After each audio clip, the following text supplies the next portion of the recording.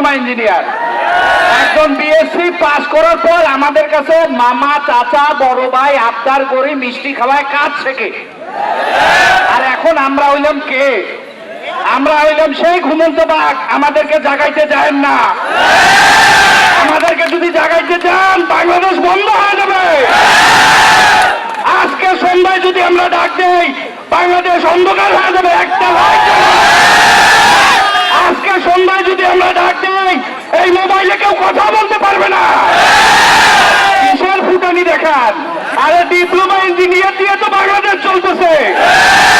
সাবধান হয়ে যান। আমরা যদি একসাথে কর্মবিরতি দেই বাংলাদেশ কিন্তু আটকায় যাবে।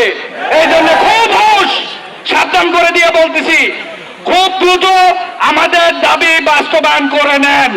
আমি বর্তমান সরকারকে বলবো অতি দ্রুত আমাদের এই দাবিগুলো মেনে নিতে, নাইলে সামনের দিন খুব ভয়াবহ আসতেছে।